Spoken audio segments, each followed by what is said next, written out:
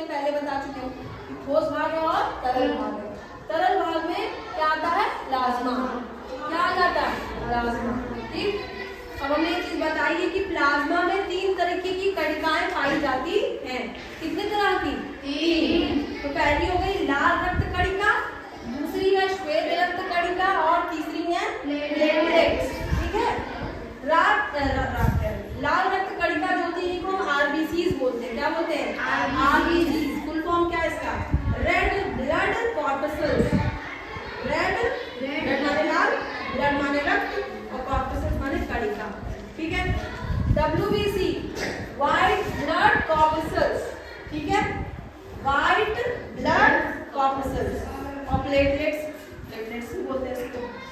RBC जो होती है, जब इनकी कमी शरीर में होती है तो शरीर में एनीमिया हो जाता है। क्या हो जाता है? एनीमिया, खून की कमी। ऐसा क्यों होता है? क्योंकि जो आरबीसी होती है इनमें ही हीमोग्लोबिन पाया जाता है। क्या पाया जाता है? हीमोग्लोबिन। ठीक है, हीमोग्लोबिन, और अगर आरबीसी कम होगी तो हीमोग्लोबिन कम हो जाएगा, और हीमोग्लोबिन कम हो जाएगा तो शरीर में एनीमिया हो जाएगा।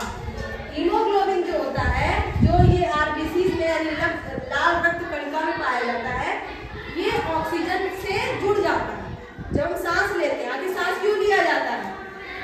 सांस लेते हैं कि शरीर में ऑक्सीजन कहाँ जाए? अंदर। ठीक, तो जितना हम भोजन खाते हैं उसको जलाने के लिए हमें क्या चाहिए होती है? ऑक्सीजन। क्या चाहिए होती है? ऑक्सीजन। तो जो हीमोग्लोबिन है वो ऑक्सीजन से जुड़ जाती है। हीमोग्लोबिन कहाँ पाया जाता है? लाल रक्त कणिका या आरबीसी बोलो तो शॉर्ट में, जल्दी के लिए। तो उसमें हीमोग्लोबिन पाया जाता है और ऑक्सीजन हीमोग्लोबिन से जुड़ता है और जुड़ के पूरे शरीर में अलग अलग अंगों तक पहुंचाया जाता है। हीमोग्लोबिन ऑक्सीजन को एक जगह से दूसरा पूरे शरीर में पहुंचाने का काम करता है। जब इसीलिए ऑक्सीजन की जब कमी हो जाती है तो शरीर में ऑक्सीजन की भी कमी हो जाती है और शरीर को हमारे शरीर को कैसा महसूस होने लगता है? थकावट महसूस होती है। ऐसा लगता है कि शरीर में जान ही नहीं है, क्योंकि शरीर में जब ऑक्सीजन नहीं जाएगी तो शरीर को ताकत मिलेगी। श्वेत रक्त कणिका WBC ये शरीर के रोगाणुओं को खाने का काम करती है। कोई भी बीमारी फैलाने वाला रोगाणु आएगा तो उसको सबसे पहले किससे निपटना पड़ेगा? WBC से। वो लड़ाई करती है और लड़ाई करके उसको खा जाती है।